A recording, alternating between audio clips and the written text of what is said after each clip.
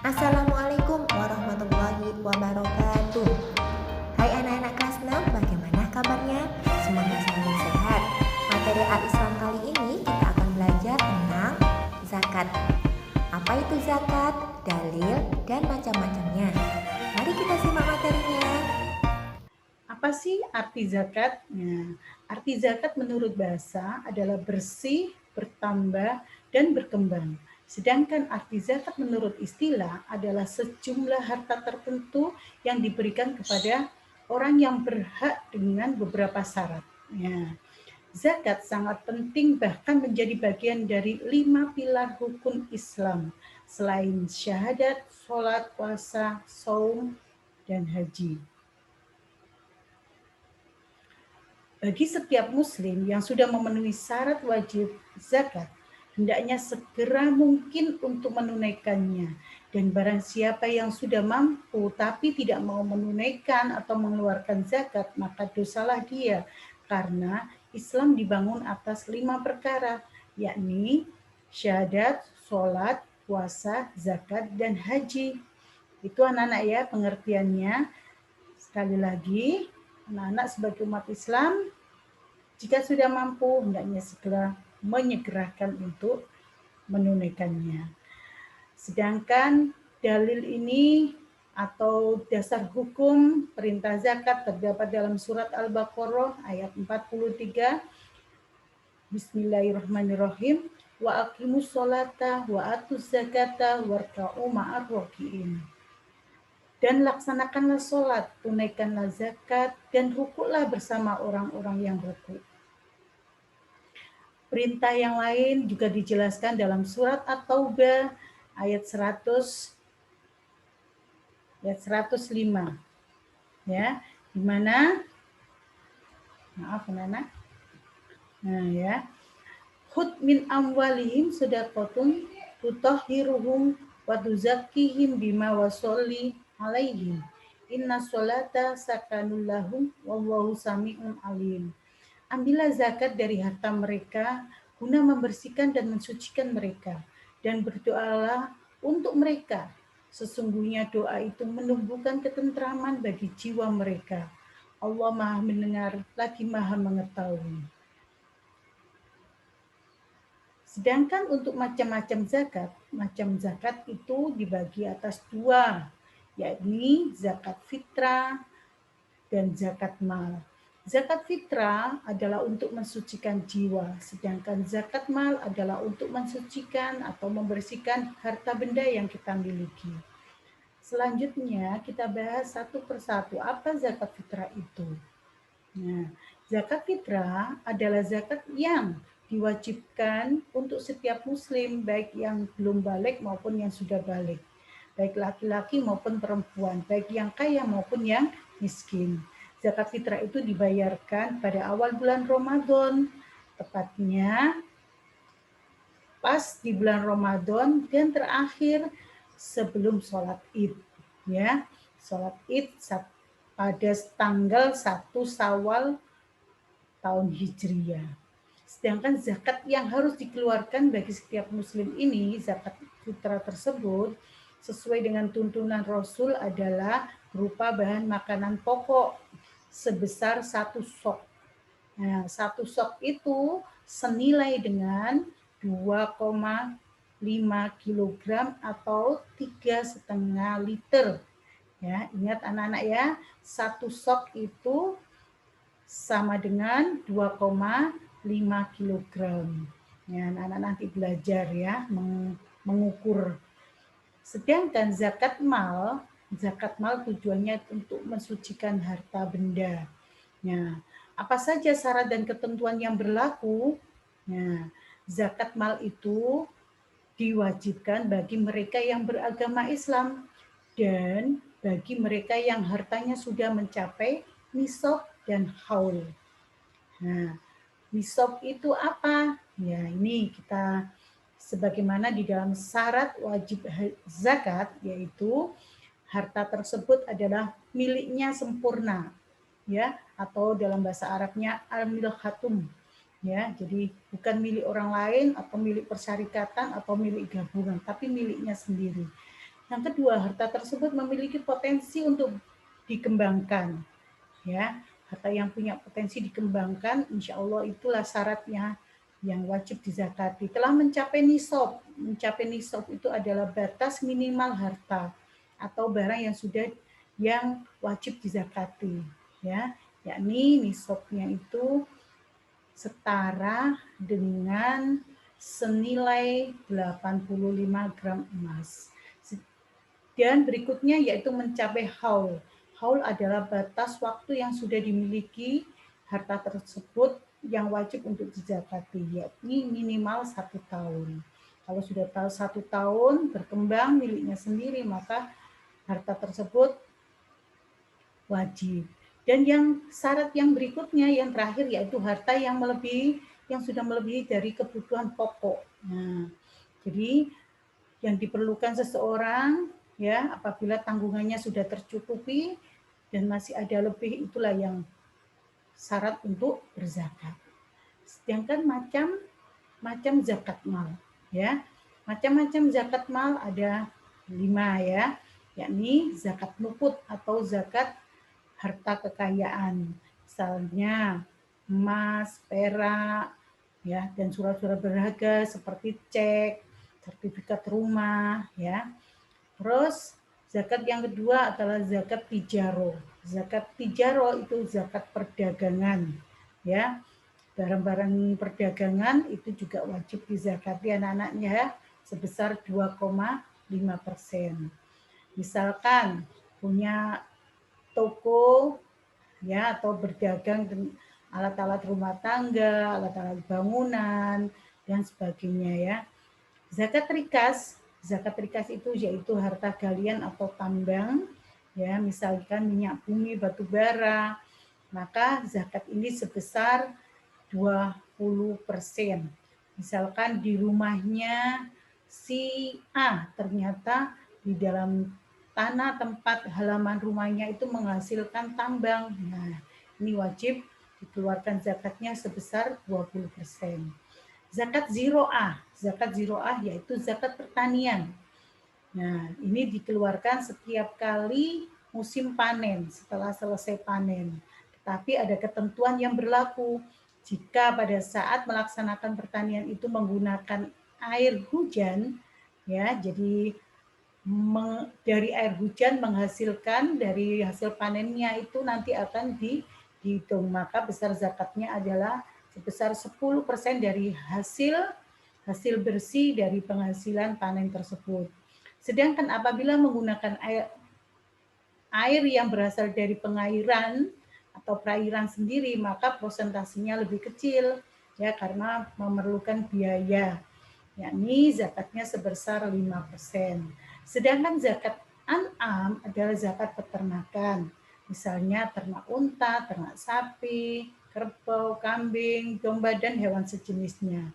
Maka nanti apabila beternak dan sudah berkembang, ini wajib dizakati. Berapa ketentuannya? Nanti ada lebih ya. Nah, nanti dilihat dari umur dan jumlah hewannya ya, anak-anak ya. Selanjutnya cara menghitung zakat mal. Nah, ini perlu kita pelajari ya. Tadi sudah disampaikan oleh Ustazah, ketentuan harta yang diwajibkan adalah yang sudah melebihi dari kebutuhan dan sudah senilai dari 85 gram emas murni atau emas 24 karat. Nah, ini nanti dihitung, diambil 2,5% dari jumlah hartanya ini.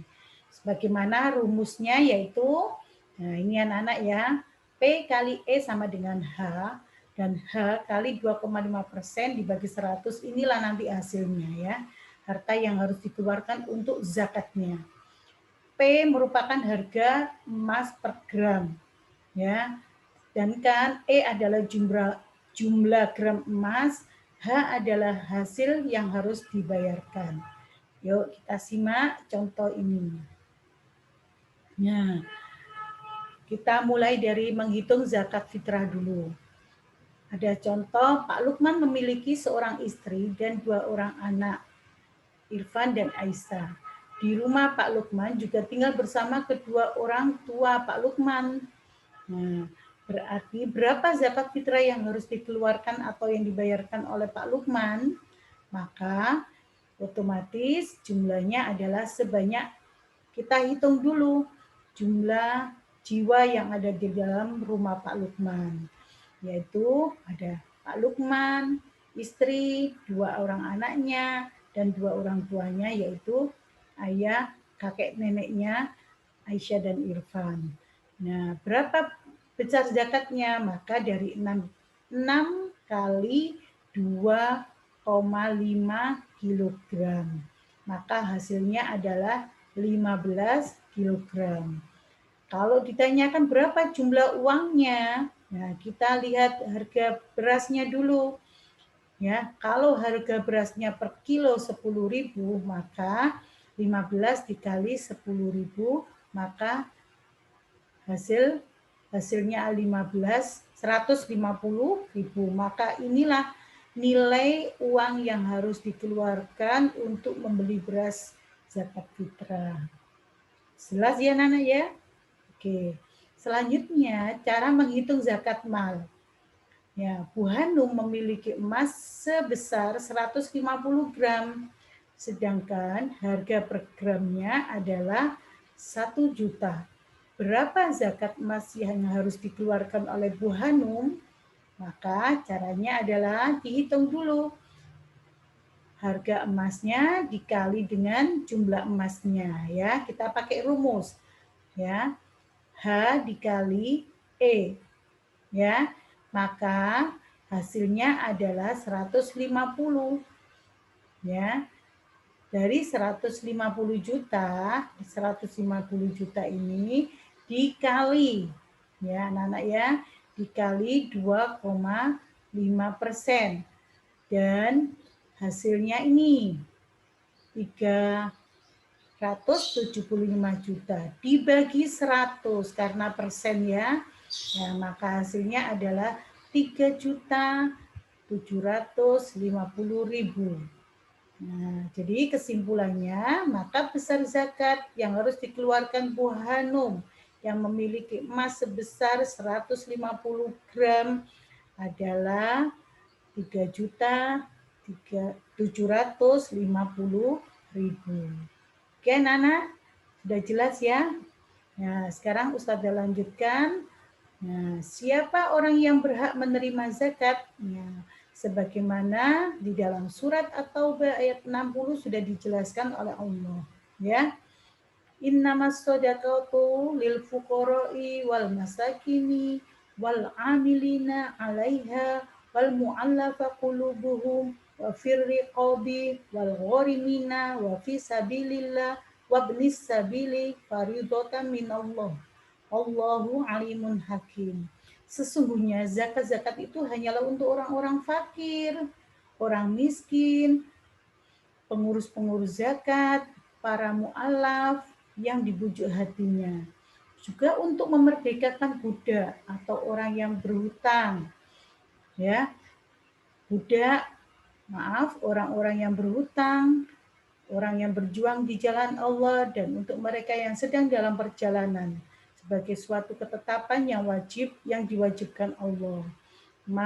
Dan Allah Maha mengetahui lagi Maha bijaksana. Tuan anak ya, jadi ada 8 golongan orang yang menerima zakat. Oke, kita jelaskan satu persatu. Siapa sih orang fakir itu? Orang fakir adalah orang yang tidak mempunyai harta dan usaha untuk mencukupi kebutuhan hidupnya sehari-hari.